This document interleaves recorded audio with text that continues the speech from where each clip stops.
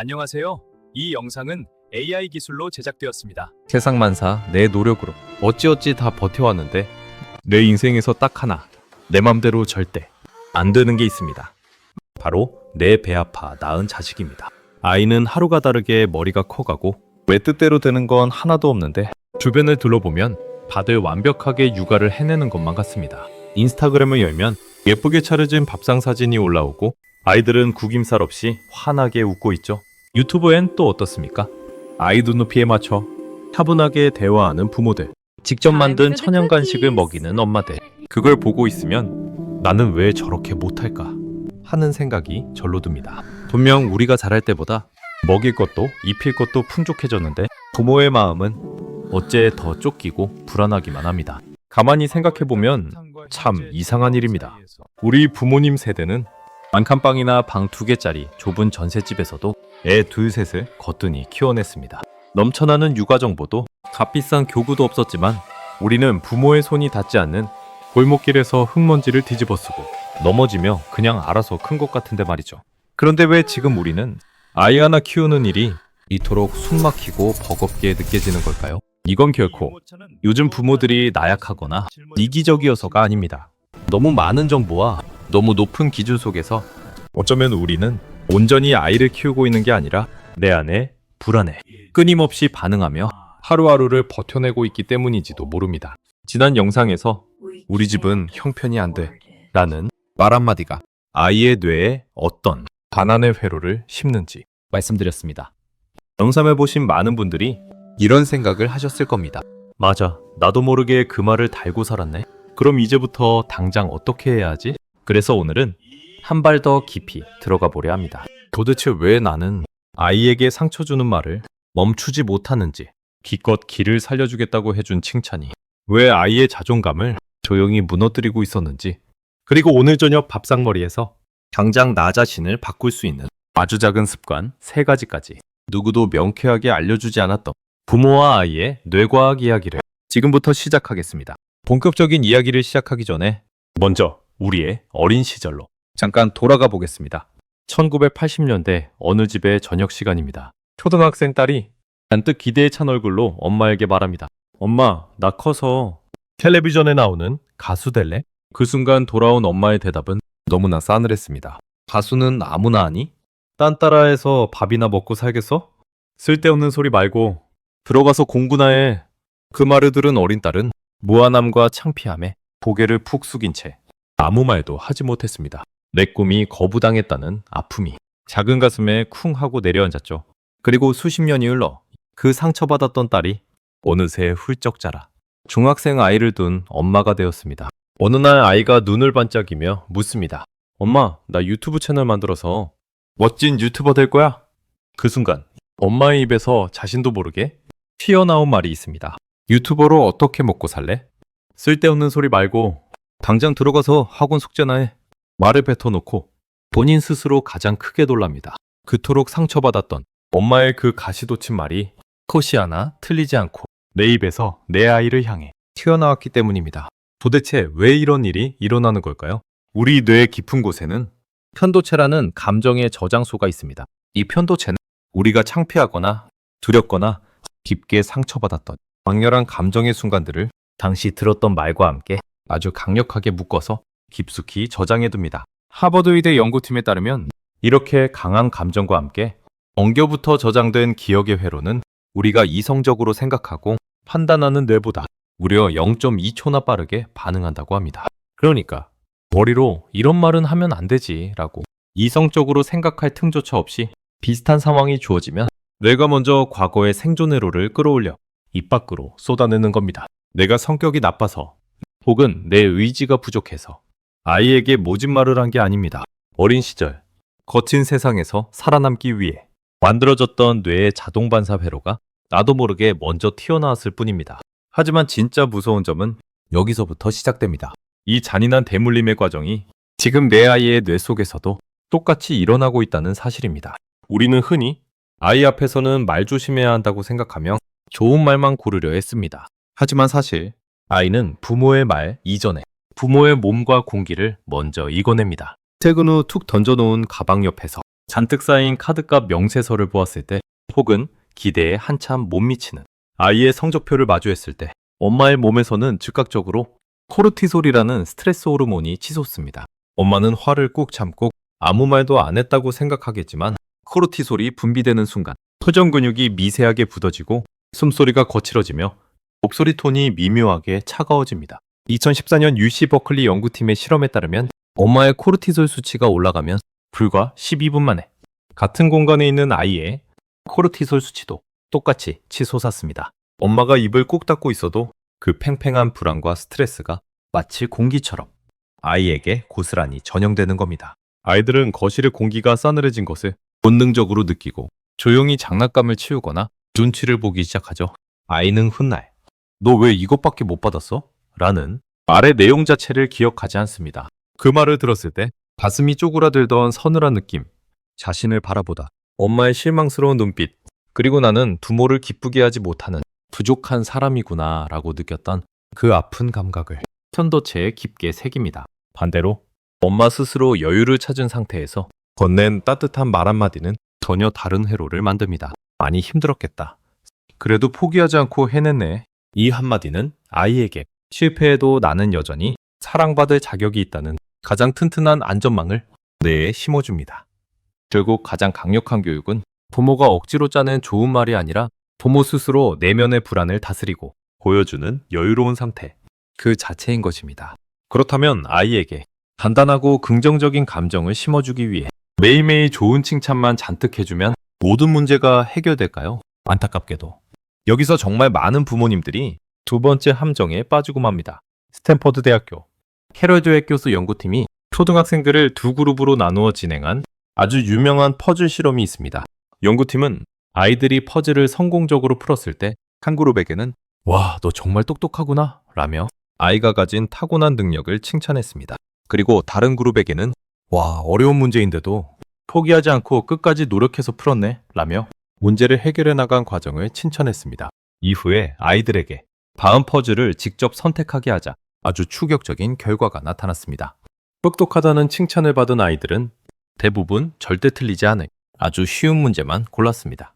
어려운 문제에 도전했다가 혹시라도 실패하면 자신은 더 이상 부모나 선생님에게 똑똑한 아이로 인정받지 못할까봐 너무 두려웠던 겁니다. 결국 이 아이들은 나중에 자신이 감당하기 벅찬 어려운 문제가 주어지자 아예 시도조차 하지 않고 포기해버렸습니다. 반면 끝까지 노력했네라며 과정을 칭찬받은 아이들의 반응은 완전히 달랐습니다. 이 아이들은 어려운 문제 앞에서도 좌절하거나 눈물을 흘리는 대신 "이번엔 좀 어렵네. 어떻게 하면 이 퍼즐을 풀 수 있을까?" 라며 오히려 눈을 반짝였습니다. 스스로를 완벽한 천재가 아니라 노력해서 성장하는 사람으로 받아들였기 때문에 실패하더라도 그저 한 번 더 도전하고 땀 흘리면 그만이라고 뇌가 건강하게 반응한 것입니다. 이 실험 결과가 우리에게 던지는 메시지는 너무나 명확합니다. 부모의 칭찬이 결과에 대한 보상이나 아이를 통제하기 위한 수단이 되어버리면 아이는 칭찬을 받기 위해 혹은 실망을 주지 않기 위해 끊임없이 어른의 눈치를 보는 수동적인 사람으로 자라납니다. 남들의 인정과 평가에 목을 매달고 실패가 두려워 새로운 도전은 피하며 겉보기엔 번듯하지만 속은 텅 비어버림, 약한 자존감을 갖게 되는 것이죠. 이제부터는 우리가 무심코 던지는 칭찬의 패러다임을 완전히 뒤집어야 합니다. 결과보다는 과정을, 타고난 머리보다는 끈질긴 땀방울을 조명해 주세요. 100점 받았네. 역시 우리 딸 천재야. 라는 말 대신 그 어려운 걸 끝까지 포기 안 하고 해냈네.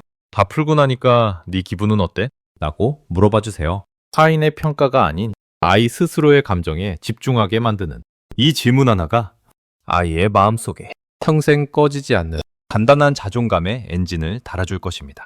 그렇다면 지금 당장 우리가 바꿀 수 있는 건 무엇일까요? 거창한 육아 철학이나 값비싼 심리 상담이 아닙니다.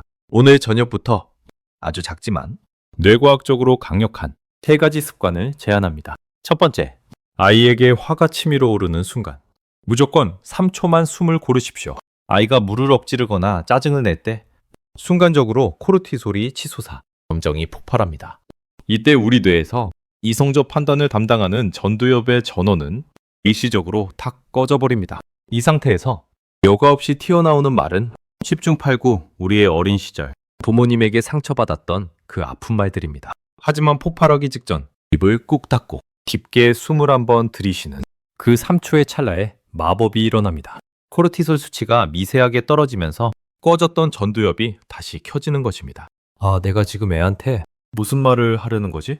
나는 이 짧은 인지 과정 하나가 아이의 심장에 꽂힐 뻔했던 비수를 거두어드리고 상황을 이성적으로 바라보게 만들어줍니다. 두 번째, 아이 앞에서 엄마가 스스로에게 건네는 내면의 목소리, 셀프 토크를 긍정적으로 바꾸십시오. 우리는 육아를 하면서 끊임없이 자책합니다. 아휴, 내가 아까 또 애한테 화를 냈네. 나는 왜 이렇게 엄마 자격이 부족할까? 이렇게 스스로를 깎아내리는 짙은 죄책감을 아이들은 너무나도 예민하게 알아챕니다. 자신을 부족하고 못난 사람으로 여기는 부모 곁에서 자란 아이는 세상을 살아가며 작은 벽에 부딪힐 때마다 자신을 탓하고 미워하는 법을 똑같이 배우게 됩니다. 이제부터는 아주 작은 일이라도 입 밖으로 소리내어 스스로를 토닥여주세요. 오늘 회사에서 엄청 치이고 피곤했는데도 우리 가족 저녁밥 차려낸 나 정말 기특하네. 완벽하진 않아도 이 정도면 충분히 좋은 엄마야. 엄마 스스로 자신을 존중하고 사랑하는 긍정적인 목소리는 고스란히 아이의 내면의 목소리가 되어 훗날 험난한 세상 속에서 아이를 지켜줄 가장 튼튼한 심리적 방패가 될 것입니다. 마지막 세 번째, 우리의 일상 속 대화 주제에 돈을 아주 자연스럽게 올려두는 것입니다. 앞서 엄마의 무의식적인 불안이 아이에게 12분 만에 전염된다고 말씀드렸죠? 곰곰이 생각해보면 지금 우리 450 부모들의 가장 옥죄고 불안하게 만드는 이 순위가 바로 경제적인 문제, 돈입니다. 그래서 많은 부모들이 돈 앞에서는 표정이 굳어지면서도 정작 아이 앞에서는 넌 아직 어려서 몰라도 돼. 공부나 열심히 해. 라며 돈 이야기를 철저히 숨기고 회피하려 합니다. 하지만 부모가 경제적인 현실에 대해 침묵할수록 아이들은 부모의 굳은 표정과 한숨 속에서 오히려 더 거대한 불안을 배웁니다. 경제적인 대화가 완전히 단절된 집에서 자란 아이는 무의식 중에 재정적인 문제를 수치스럽거나 회피해야 할 대상 혹은 함부로 입에 올려서는 안 되는 두려운 존재로 여기게 됩니다. 성인이 되어서도 자신의 통장 잔고를 직면하지 못하고 재무 계획을 세우는 것을 두려워하게 되는 것이죠. 오늘 마트에 가시면 당장 이렇게 시작해보세요. 오늘 우리 가족 저녁 장보기 예산이 딱 3만 원인데 네가 좋아하는 우유랑 과일 중에 어떤 걸 먼저 담는 게 합리적일까? 우리 같이 계산하면서 골라볼까? 이렇게 돈을 식탁 위에 자연스러운 대화 주제로 끌어올리는 순간 아이의 뇌에는 돈을 내 삶의 도구로 부릴 줄 아는 건강한 회로가 심어집니다. 부모의 불안한 지갑 사정을 숨기는 것보다 돈을 건강하게 다루는 태도 자체를 물려주는 것. 이것이 아이의 진정한 경제적 독립을 위한 가장 위대한 첫걸음입니다. 어쩌면 우리는 지금까지 아이를 완벽하게 키워내기 위해 수많은 육아서를 뒤적이고 남들과 비교하며 끊임없이 잔소리를 해왔는지도 모릅니다. 하지만 오늘 뇌과학이 증명하듯 아이를 건강하게 바꾸는 가장 빠르고 유일한 길은 결국 나 자신을 깊이 들여다보고 부모의 심리적 상태를 먼저 평온하게 만드는 데 있습니다. 수십 년 동안 내 안에 간단하게 굳어진 상처받은 회로를 한 번에 끊어내는 건 결코 쉬운 일이 아닙니다. 어떤 날은 또다시 아이에게 버럭 화를 내고 밤늦게 자는 아이의 머리맡에서 눈물로 후회하는 날도 분명 있을 겁니다. 그래도 괜찮습니다. 완벽한 부모가 되려는 게 아닙니다. 어제보다 조금 더 나은 부모가 되면 됩니다. 우리 뇌는 새로운 자극과 연습을 반복하면 언제든 새로운 회로를 만들어내는 놀라운 신경 가소성을 가지고 있습니다. 영국 런던 대학교의 뇌과학 연구에 따르면 인간의 뇌가 새로운 행동을 완전한 내 것으로, 즉 자동적인 습관으로 각인시키는 데는 평균 66일이 걸린다고 합니다. 오늘 저녁 화가 차오르는 순간 꾹 참아낸 3초의 침묵, 설거지를 하며 스스로를 토닥여준 따뜻한 위로의 한마디, 마트에서 아이와 웃으며 나눈 작은 생활비 이야기, 이 작고 사소한 변화들이 하루하루 차곡차곡 쌓여 두 달 남짓한 66일이 지나면 우리의 뇌는 완전히 새로운 길을 내기 시작합니다. 엄마가 여유를 찾으면 아이의 굳었던 표정이 밝아지고 우리 아이가 단단해지면 훗날 그 아이가 낳을 내 손주의 삶까지 통째로 바뀌게 됩니다. 지독하게도 이어지던 상처와 불안의 대물림이 드디어 당신에 대해서 아름답게 끊어지는 것입니다. 오늘 이 영상 끝까지 함께 해주셔서 감사합니다. 하루 종일 일터에서 집에서, 아이 옆에서 말 한마디 한마디를 조심하며 버텨내신 당신. 완벽하지 않아도 됩니다. 오늘 이 영상을 끝까지 보셨다는 것만으로도 당신은 이미 충분히 좋은 부모입니다. 오늘 밤 자는 아이 얼굴 한번 들여다봐 주세요. 그 얼굴이 오늘 여러분이 버텨낸 이유입니다. 내일은 오늘보다 조금 더 가벼운 하루가 되길 바랍니다. 돈독한 심리학이었습니다. 감사합니다.